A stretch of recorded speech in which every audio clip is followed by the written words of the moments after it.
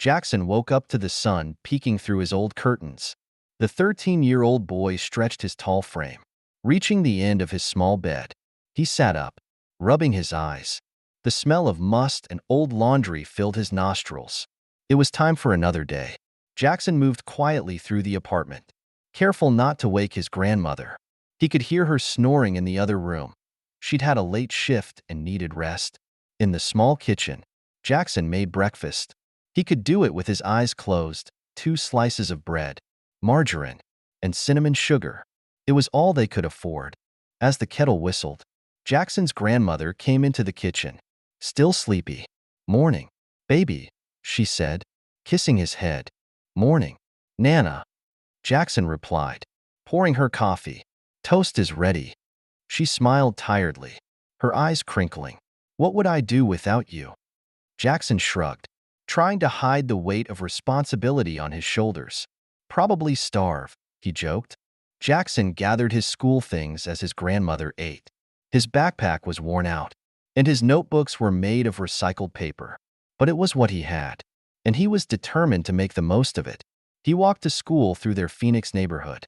It was already hot, promising another scorching day. Mr. Ramirez, the owner of the corner store, eyed him suspiciously. Jackson kept his head down, used to being distrusted. He wasn't a thief, but people often assumed he was because of his skin color and clothes. At school, Jackson sat down just as the bell rang. He felt embarrassed as he looked at his classmates in their new clothes and shoes. His shirt was old and small, and his shoes were held together with tape. He tried to be invisible. The day went on with one class blending into the next. Jackson tried to focus, but his mind kept going back to the unpaid bills on the kitchen table. How would they pay rent? What if Nana got sick? In English class, Mrs. Thompson graded their essays. Jackson saw a C+ at the top of his paper. He had stayed up late working on it, but he didn't have time to do his best work. As the bell rang, Jackson gathered his things slowly while his classmates rushed out, laughing and making plans.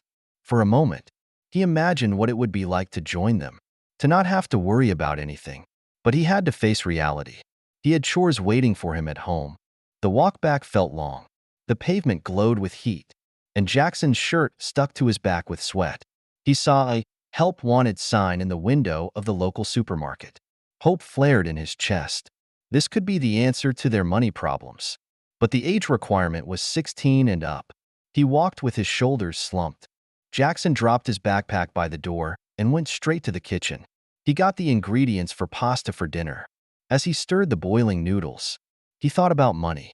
If he mowed a few more lawns this weekend, they could stretch their groceries. If Nana worked another shift, they might make rent. Jackson felt the weight of it all, making him feel much older than 13. He stirred the pasta, lost in thought. How long could they keep going? Something had to change, but he didn't know how. He had to keep trying, for Nana and for his future. The clock on the microwave blinked 9:30 p.m. as Jackson sat at the kitchen table, his math textbook open. The overhead light cast long shadows, and the hum of traffic filtered through the thin walls. He chewed on his pencil, trying to focus on the algebra problems. He jumped when he heard a knock at the door. "Come in," he called. It was Nana. She appeared in the doorway, still in her work clothes. "Don't stay up too late," she said softly. Jackson smiled tiredly. "I'm almost done, Nana. I promise." She nodded, her eyes showing both pride and worry. "Good boy, Jackson. Don't forget, you're special." She smiled and disappeared into the hallway. Jackson went back to his homework, but he couldn't concentrate. He looked at the mail on the table, bills. One envelope stood out, a bright red notice of late rent.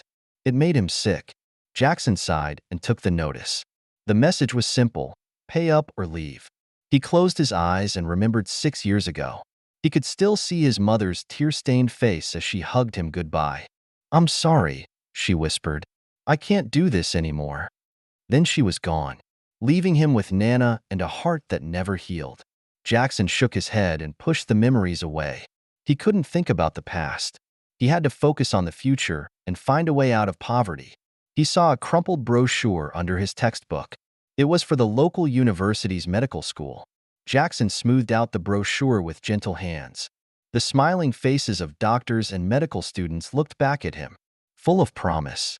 He wanted to become a doctor, to help people, but the requirements seemed out of reach: a high GPA, perfect test scores, and extracurricular activities. Jackson was pulled from his thoughts by the sound of keys in the lock. He quickly put the brochure and notice under his textbook as Nana came in, looking tired. "Nana," Jackson said, helping her with her heavy bag. "You're home early. Is everything okay?" His grandmother sat down with a groan. "I'm tired. Mrs. Hernandez let me go early because I looked it. She's a good woman." She tried to smile, but Jackson could see the pain on her face. Jackson knelt and started to take her work shoes off. He removed them carefully and began to massage her feet, just as she had taught him. "Oh, that feels good," Nana said, leaning back. "You've got healing hands, Jackson, just like your granddaddy did." Jackson worked in silence, his mind racing. He needed to make more money to help Nana. Maybe he could do more odd jobs in the neighborhood. Mr. Johnson needed help with his garden. Mrs. Ramirez at the corner store might need someone to stock shelves after school. "What's on your mind?"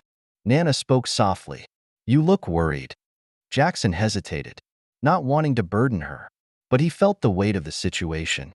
"I was thinking about money, Nana, how we can make things better." Her face showed sadness and understanding. "Oh, Jackson, you shouldn't worry about this. You're just a boy." "I'm not just a boy," Jackson said firmly. "I'm the man of the house. I'll help." Nana leaned forward and cupped his face in her hands. "Listen to me, Jackson Taylor. You're a great kid. Your job is to be a kid, to learn, grow, and dream. It'll come in time." Jackson nodded. He wanted to believe her, to stop worrying, but the situation was real. "I know things are tough right now," Nana continued, "but we've got each other. We'll figure it out. We always do." Jackson smiled, feeling stronger because of his grandmother's faith. "You're right, Nana. We'll figure it out." That night, Jackson lay in bed, thinking about what his grandmother said: dream big. But how could he dream when reality pulled him back?